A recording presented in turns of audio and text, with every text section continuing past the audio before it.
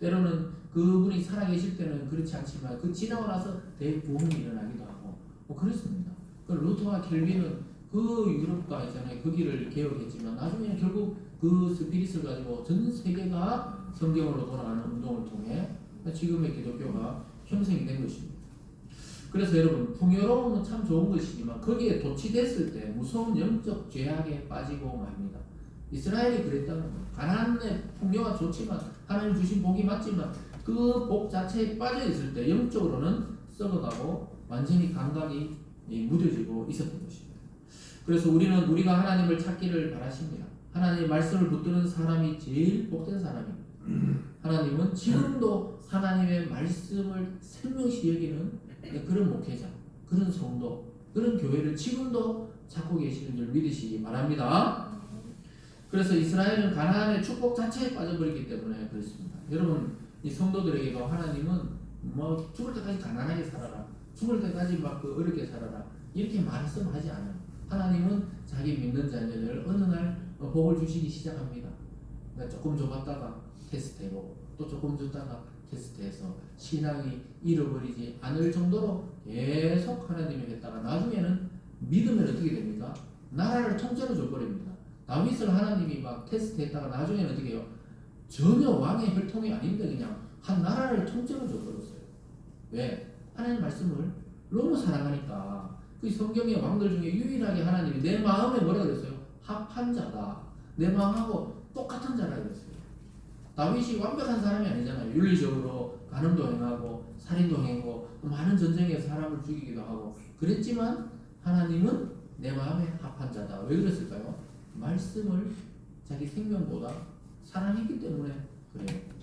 그러니까 하나님을 그렇게 사랑했던 자라고 이야기하고 있습니다. 근데 이스라엘은 지금 그러지 못하니까 하나님 후회한다 이렇게 말해요. 후회하고 책망하시고 왜 이렇게 되었느냐 이랬지만 하나님은 자기 백성이기 때문에 또 구원해야 되니까 사사들을 세웠어요. 사사들은 기름 부음 받은 제사장이 아닙니다. 또 굴이 아주 왕정시도 아니기 때문에 왕도 아니에요.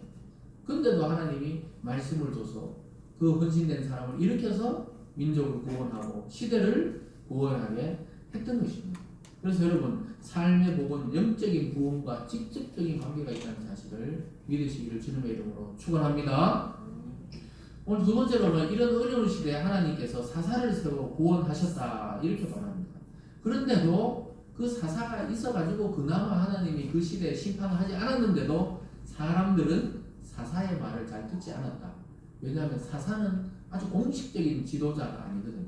비공식적으로 하나님이 말씀이 임한, 요즘 말로 하면 그냥 이 성도 중에 목사나 장로나 이런 직분자가 아닌데 그냥 하나님 말씀이 임해가지고 그냥 평신도 막 사역을 선교를 하는 그런 입장이었기 때문에 하나님의 말씀을 전해도 잘 듣지 않는 경우가 많았다 그래요. 16절 17절입니다. 여호와께서 사사들을 세우사 노력자의 손에서 그들을 구원하게 하셨으나 그들이 그 사사들에게도 순종하지 아니하고 오히려 다른 신들을 따라가 음행하며 그들에게 절하고 여호와의 명령을 순종하던 그들의 조상들이 행하던 길에서 속히 치우쳐 떠나서 그와 같이 행하지 아니하였더라. 사사를 세워도 그렇게 쉽게 순종하지 않았다면 죄에 얼마나 빠져 있었으면 하나님의 말씀을 막 폭포수같이 전하는 그런 사사가 나타나가 이야기해도 듣지를 않았다는 거예요. 그런데도 하나님이 사사가 사는 동안은 그 시대 10년이면 10년, 30년이면 30년 그 사사가 생존하는 동안에는 이스라엘의 평화를 주셨던 것입니다. 그래서 여러분 말씀에 사람 한 명이 얼마나 중요한지 몰라요. 그래서 우리가 말씀에 헌신되면 가족도 살고 교회도 살고 우리가 속한 도시도 재앙에서부터 살아나고 넓게는 우리나라가 살아나게 되는 겁니다. 굉장히 중요하죠. 한 사람의 원리가 하나님 전체를 보는 기준이에요. 아담 때는 아담, 노아 때는 노아, 그리고 다윗 때는 다윗 한 명의 신앙으로 이스라엘이 백전백승 모든 전쟁에서 이스라엘이 다윗이 살아있는 동안 한 번도 진 적이 없어요.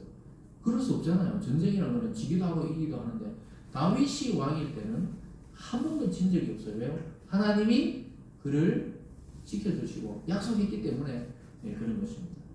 그래서 하나님은 사사들을 세워서 타락된 시대이지만 하나님의 영광을 드러내게 하셨습니다. 그런데도 참 말을 안 들었어요. 여러분 이처럼 아무리 어려운 시대라도 하나님을 죽기 살기로 붙드는 자들에게 하나님은 복을 주시는 것입니다. 여러분 우리의 현재의 신앙은 바로 우리 미래의 복을 결정합니다. 참 이 중요한 말이거든요. 자칫 들으면 이게 오해할 수 있지만 구원에 대한 문제가 아니고 구원은 은혜로 누리지만 구원받은 성도들이 받는 복은 천차만별이죠. 개인적으로. 왜 그렇습니까? 내가 말씀에 얼마나 헌신되어 있는가에 따라서 미래의 복이 바뀌기도 하고 뒤집히기도 하고.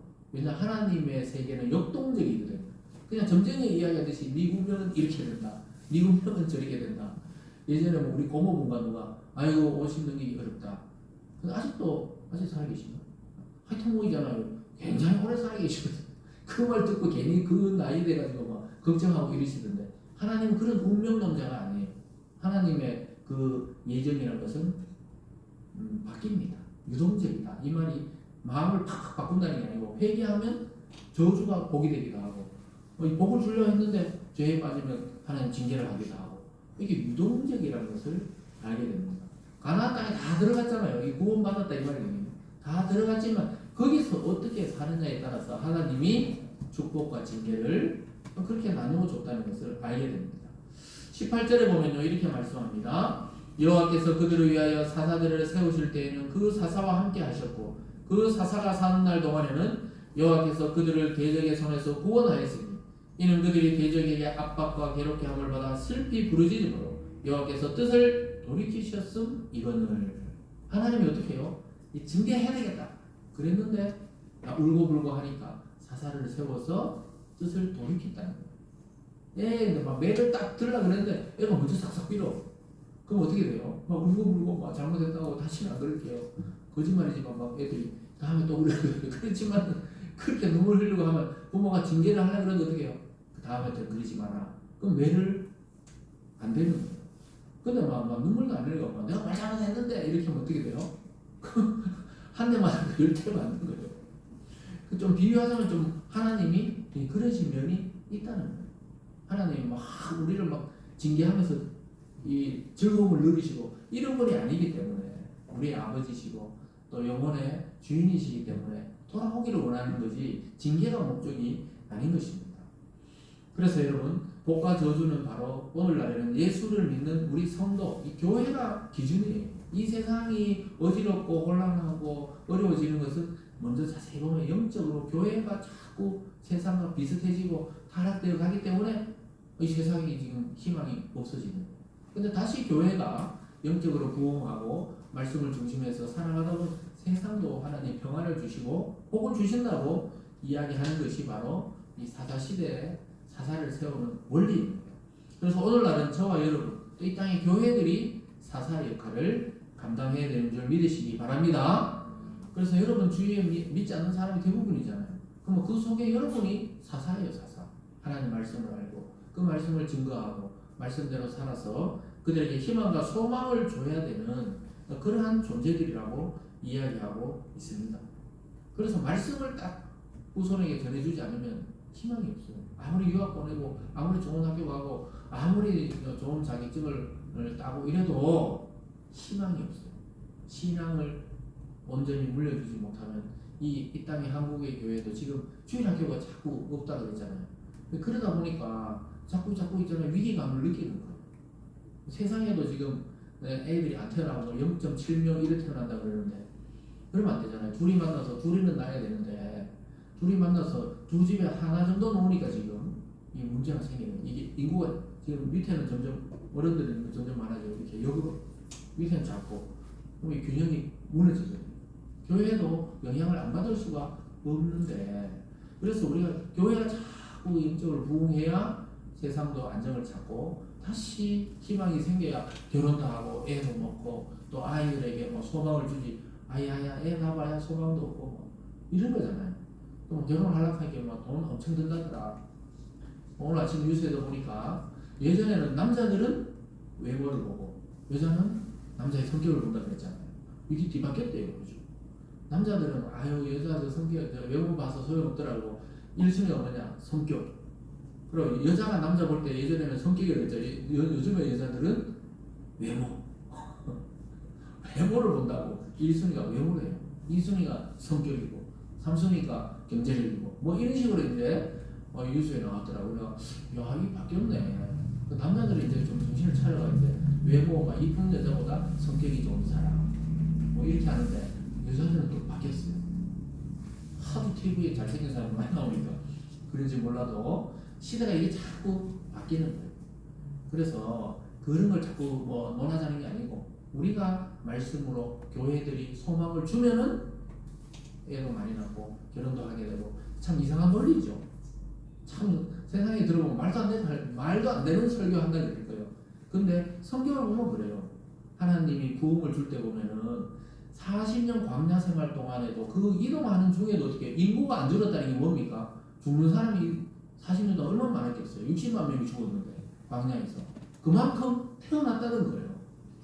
이스라엘 이동을 하면서도 텐트에 생활하면서도 이스라엘 인구가 줄지 않았던 게 뭐예요? 애를 그만하게 또 하나님이 생산했다는 거예요. 그래서 뭐 어려워서 애를 못 낳는다. 그럼 6.25 때는 또 뭐 피난하면서도 그 뭐 저 흥남부도에서 거창 저 어디죠 거제도까지 올 때 그 탔던 인원보다 2명인가 3명 늘었다 하잖아요. 내려오면서 출산을 한 거예요. 그 다큐멘터리 한번 보세요. 네? 제네럴 셔먼인가 뭐 그걸 타고 오면서 애가 태어났다는 거예요. 거기서도 피난하면서도 애가 태어났다는 거예요.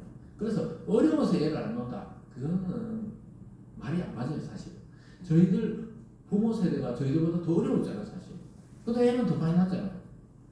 그럼 무슨 이야기를 하는 겁니까?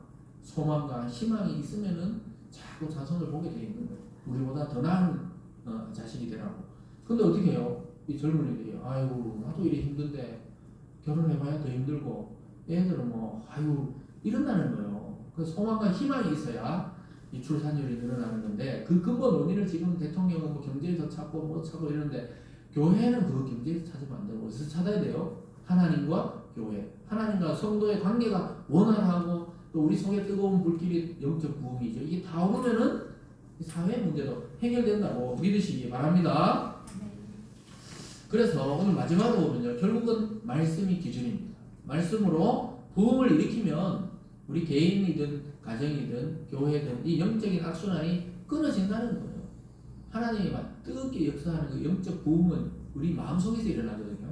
그게 뜨거움이 생겨나면 어떻게 돼요? 죄가 타버려요. 그냥. 그리고 좀 세상의 문화가 타버려요. 그러니까 이게 끊을 수 있는 방법은 오직 하나, 영적. 우리 영혼이 있잖아요.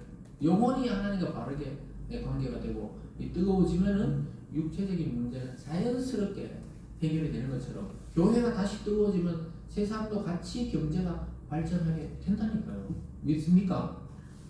아, 자신이 없네. 믿습니까? 믿어야 돼요. 그래서 여러분 영적인 문제가 해결되면 육체적인 문제가 같이 해결돼요. 이걸 딱 분리할 수는 없지만은 내 영혼이 잘된 같이 네가 범사에 잘되고 강건하게 원한다. 성경이 이렇게 말하잖아요. 영혼이 잘된 같이 범사가 잘되고 육체도 강건해진다는 거예요. 이게 하나의 이야기지만 분리하자면 그렇다는 거예요. 우선순위를 보자면 19절에 보면 이렇게 말합니다. 그 사사가 죽은 후에는 그들이 돌이켜 그들의 조상들보다 더욱 타락하여 다른 신을 따라 섬기며 그들에게 절하고 그들의 행위와 폐역한 길을 그치지 아니하였으므로 참 이 사사가 살았을 때는 좀 말씀대로 막 왜냐하면 워낙 강력한 말씀을 주니까 나중에 막 기도원, 삼손 이런 사사들이 있을 때는 할 수 없이 하나님을 좀 믿는 척 하다가 그들이 죽으면 어떻게 해요? 급속도로 또 가나안 신들을 섬기는 그런 폐역한 길. 폐역한 길이 뭡니까? 우리가 아버지 어머니를 패는 자식을 폐류나라고 그러잖아요. 폐역한 자식, 폐역한 길을 걸었다고. 이스라엘이 그래 갔다 이 말입니다. 그 이야기를 하고 있는 것이죠.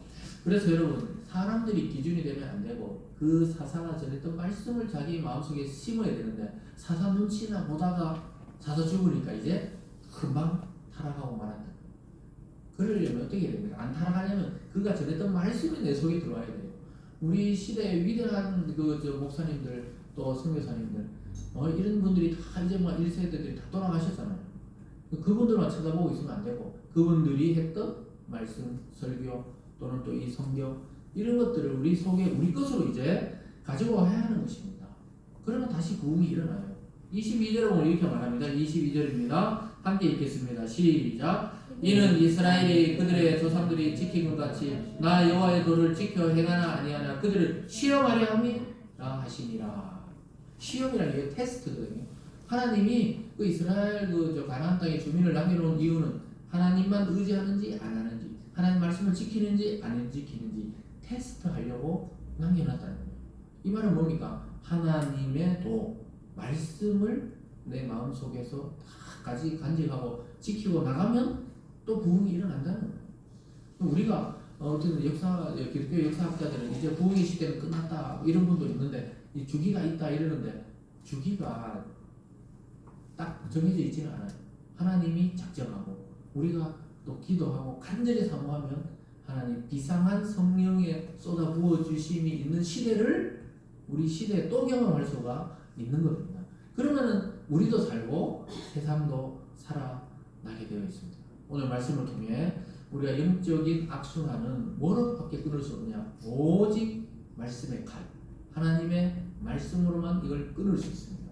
사도 바울의 고백처럼 하나님의 말씀의 그 불방망이로 자신을 쳐서 복종시켜야 돼요.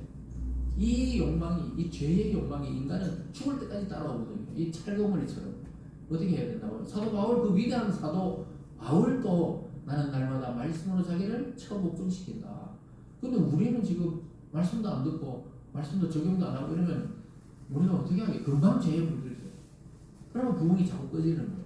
자기 마음속의 부흥이 말씀의 불방망이를 가지고 자기를 아침마다 처복종시켜가지고 오늘도 하나님 뜻대로 살겠다 이렇게 살아가시는 여러분들 계시고 또 여러분을 통해 가정과 교회와 사회가 부흥이 일어나는 주인공들이 다 되시길 주님의 이름으로 축원합니다. 기도하겠습니다. 사랑의 하나님 아버지, 사사시대에 하나님이 그래도 이스라엘을 사랑하셔서 사사들을 세웠을 때는 하나님을 좀 따르는 것 같았지만 결국은 우상 숭배하다가 멸망하고 말았습니다. 하나님 이 시대 교회와 성도들 우리 자신을 한번 돌아보게 하시고 하나님 말씀에 헌신되어서 우리도 살고 교회도 살리고 이 땅에 많은 사람들도 함께 살리는 부흥의 불을 일으키는 주인공들이 다 되게 하여 주시옵소서. 감사드리며 예수님 이름으로 기도드리옵나이다. 아멘. 찬송가 200장 하시면서 준비하신 내용을 하나님께 드리겠습니다. 찬송가 200장입니다.